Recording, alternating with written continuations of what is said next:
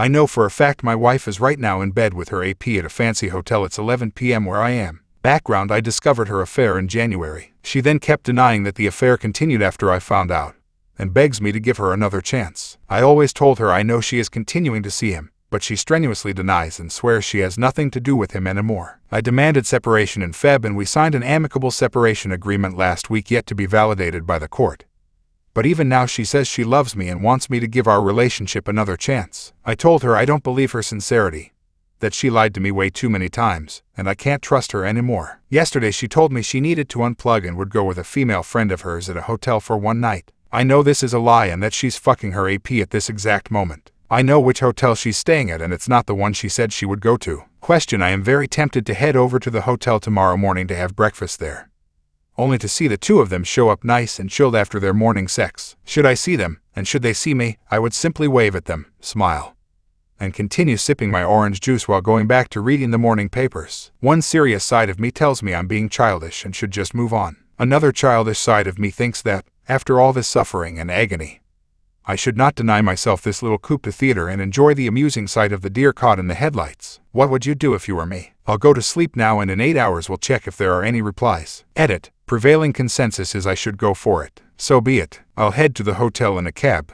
I first need to drop the kids in school, kiss them on their foreheads, and wish them a good day the way a good dad does. So I won't be able to be at the breakfast table very soon. Hopefully they are not breakfast early birds. But the real question is, will they order room service? All variables considered, I estimate a 40–50% probability that I will see them. So yeah, let fate decide how this goes. I'm not an experienced poster. Is it better for me to post an update later today as an edit to this post? Or should I start a new post? Update. Someone suggested the best way to give an update is in the form of a comment to this post, to be linked here. I don't know how to link. Tried the square bracket and normal bracket thing, but for some reason it doesn't work. So I'll just pass the link here. Hopefully it will work. My 33 male ex-wife, 33 female, who I divorced in 2018, is trying to ruin the first relationship I have attempted since the divorce by lying about how the divorce went down.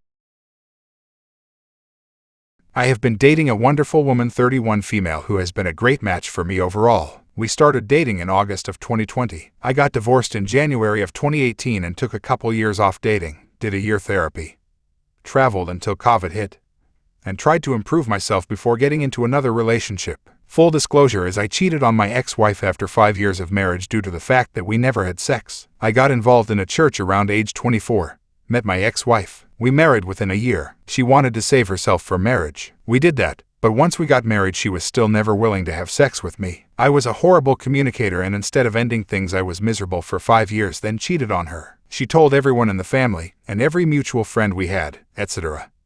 Then I had to tell them the full situation and be embarrassed, have my personal info out there. But yeah, basically I still to this day have never had sex with my ex-wife. Once, period. She remarried the same year we got divorced, and I've not tried to contact her or anything since. I thought we were done. We're not FB friends or anything anymore. On to the issue. I did tell my current partner about my past infidelity in its entirety, and she was understanding, empathetic, and appreciative of my honesty. However, my ex messaged my GF on FB, not sure how she found her, and told her to watch out for my web of lies, and she gave a very fictional story of what happened. She basically is saying I denied her sex for years, and that she begged me for it weekly, and I denied her. It was actually the opposite. She said after 5 years of denying her, I cheated. I own up to my mistakes, but she is peddling a fiction that only shines her in a positive light and me in a negative light. How do I handle my ex in this situation? I have her blocked on everything I know of, and I can't think of how she even got my GF's info. We aren't even shown as in a relationship on FB or anything like that. We have some pictures together, but our accounts are both very private. My GF has my back and believes me, due to the fact that I'm not showing signs of zero sex drive and just the fact that I was honest initially. I am just wondering how people have dealt with prying exes trying to ruin their lives in the age of computing, where it seems anyone can figure out anything about anyone if they try hard enough. My fiance's ex sent me their sex tapes, and I made the terrible mistake of watching it. My fiance, 27 male, and I, 29 female, just got engaged a week ago. I proposed to him when I heard from our friends that he was sad that his proposal plans were ruined by COVID. We have been very happy this past week. I guess this caught the attention of his bitter ex, 28 feel. She contacted me on SM and sent me a few videos and said that even though I may be marrying him, I would never be able to satisfy him sexually the way she did. For some background, Early on in our relationship I was a bit insecure about this ex, especially how attractive she was, but my fiancé assured me that he would never ever consider being with her again, because she was abusive and used to force him into things he did not like. I soon grew out of these insecurities because my fiancé was an amazing BF and always made me feel loved and very secure. But the ex's message brought back all these insecurities and I decided to watch the videos she sent. It was a huge mistake. I have never seen my fiancé so passionate, vocal during sex with me. She even had a video of her giving him a BJ in a public place.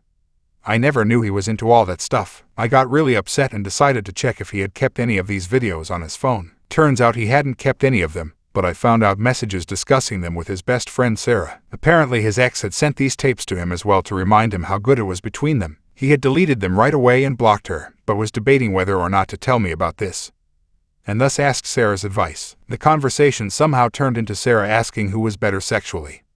My fiancé tried to evade the question, but she pressed the issue for some reason. It looked like she was teasing him and was being playful, but after a while he got mad and sent her a mini rant. The important gist of it was basically this: if you look at it from a purely physical perspective, then yeah, ex was better. She was more my type physically and sexually. She was very aggressive and passionate and always took the initiative, which I liked, and she gave one hell of a BJ. But she was also abusive, and towards the end, she started using sex as a tool.